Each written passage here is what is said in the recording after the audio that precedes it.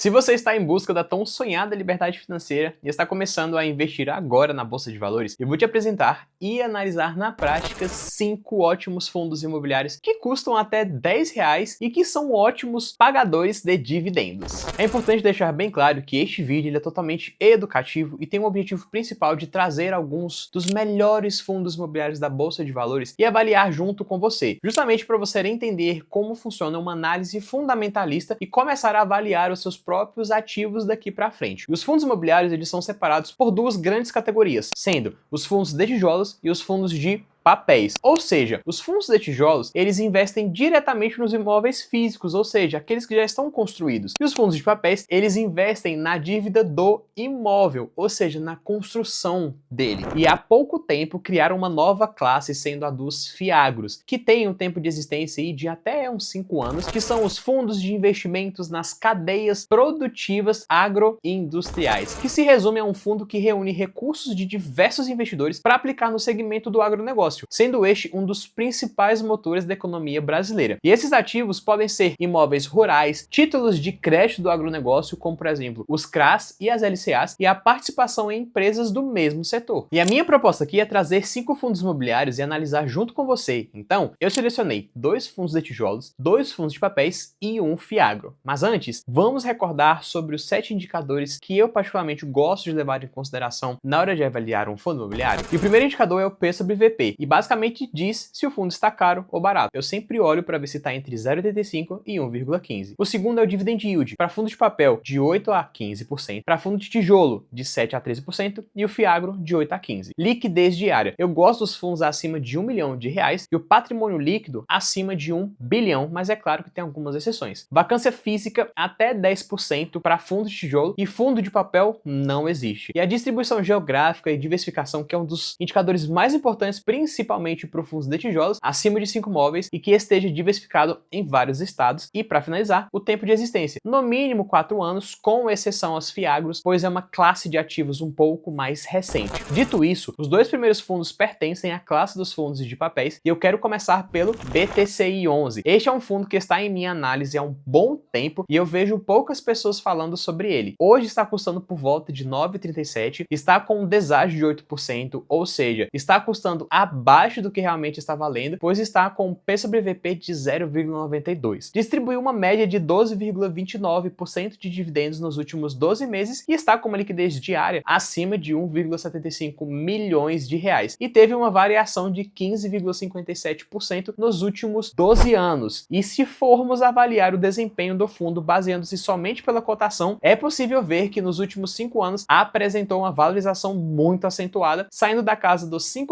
e chegando a quase R$ 10.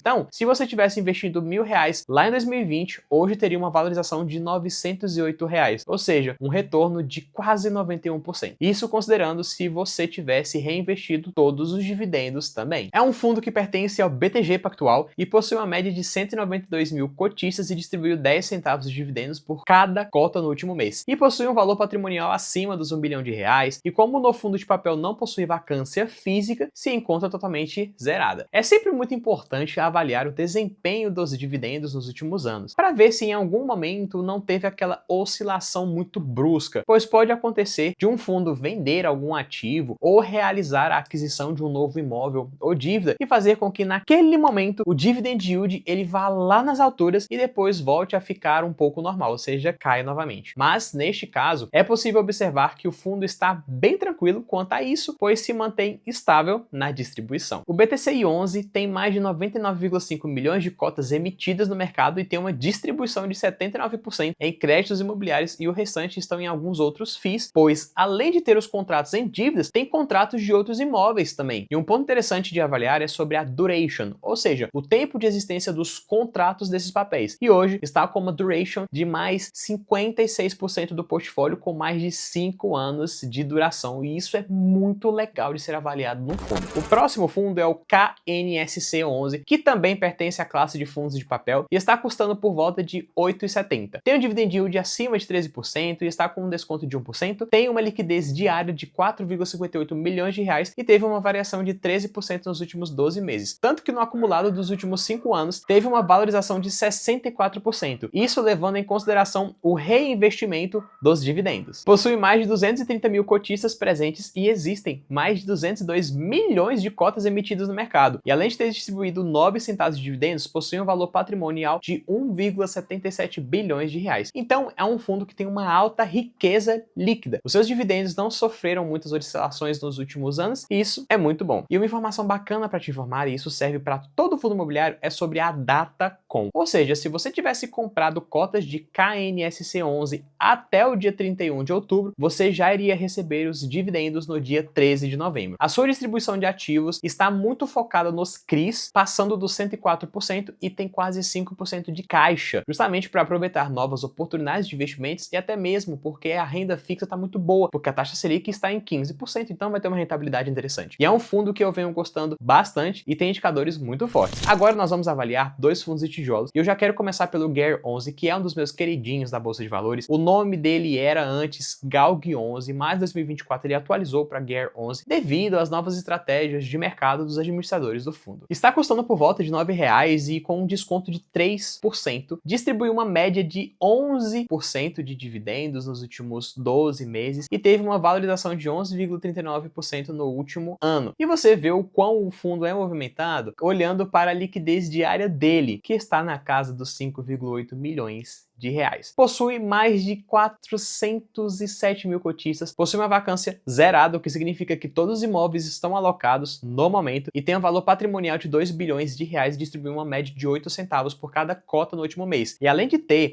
uma vacância zerada, ela também tem uma vacância financeira zerada, porque muitas vezes os imóveis podem estar todos alugados, mas não significa que todos os inquilinos estão pagando. Então, neste caso, todos os inquilinos estão pagando e isso é maravilhoso. A distribuição desses dividendos é bem constante e não sofreu nenhuma oscilação brusca nos últimos 5 anos. É um fundo que é extremamente diversificado, haja visto que possui mais de 30 imóveis em seu portfólio e como é um fundo de galpões logísticos, é super importante estar diversificado em vários locais do Brasil, justamente para trazer mais robustez e diversificação para o fundo. E muito recentemente saiu um novo relatório gerencial do GER11, o qual deixa bem claro que os gestores tomaram uma nova atitude e diminuíram a sua alavancagem, pois estava muito alto e basicamente venderam 10 imóveis de renda urbana para um fundo da XP Investimento, sendo o XPRI, e a transação realizada envolve 4 lojas do Grupo Pão de Açúcar e 6 lojas do Grupo Mateus. Então, esses dados do investidor 10 ainda vão passar por atualizações num breve futuro. E isso traz um grande marco na trajetória do fundo, pois a ideia de estruturação seria com o intuito de combinar a geração de lucro relevante com a redução de alavancagem, tendo um lucro bruto de 145 milhões de reais e reduzindo em 356 milhões de reais. E isso representa um